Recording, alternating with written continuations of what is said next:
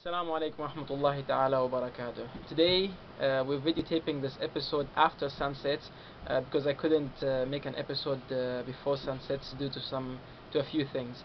And today was the ninth day of Ramadan. Inshallah, tomorrow will be the 10th day of Ramadan. Just a quick reminder, Rasulullah has taught us that Ramadan awaluhu rahmah. So the first bit of Ramadan, or the first third of Ramadan is mercy. Awsatuhu maghfirah. And the middle of it is forgiveness, وَآخِرُهُ عِتْقٌ مِنَ النَّارِ, and the last bit is salvation from hellfire. The end of tomorrow will mark the end of the first third of Ramadan. What I want to talk about today is something related to the topic of yesterday. Yesterday we spoke about the different types of nafs and the constant battle between nafs al-ammara and the nafs al-lawama. What I want to talk about today is the center of the nafs, which is al-qalb, or the heart. Now the heart has three different states. It could be alive, it could be dead, or it could be in between as a sick heart. The state of the heart is proportional to how materialistic or immaterialistic we are. So if we're fully materialistic, then our hearts are considered dead. And if we're fully immaterialistic, then our heart is alive. And if we're in between, then we have a heart to work on. Now why is that? Why could the heart be alive or dead or sick? There's a portion of ourselves that is spiritual. As we said, the nafs is a combination between the spirit and the physical body and the physical parts. The physical parts, we can take care of it, like, through working out, through eating, through drinking, through sleeping. That's how you take care of your physical part.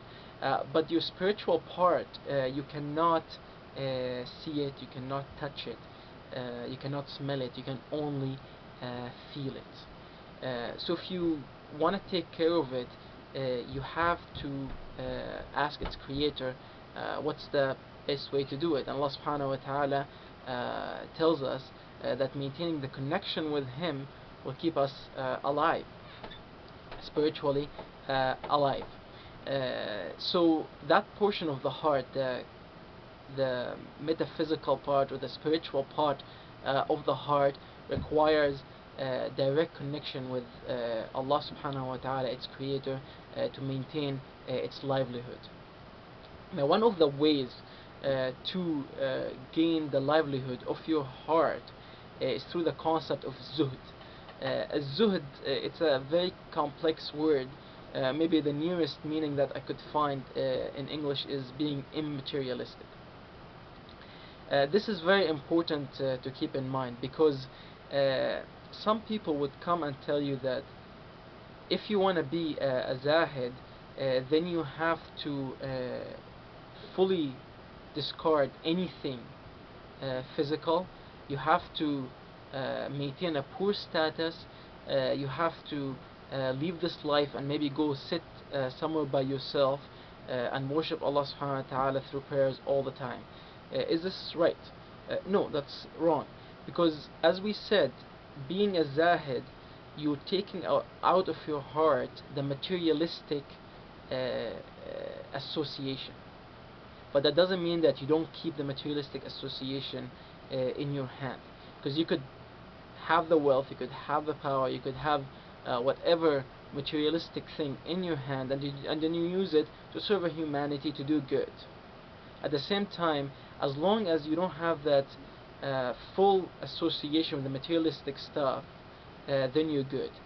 Because the materialistic side of our lives at one point is going to perish.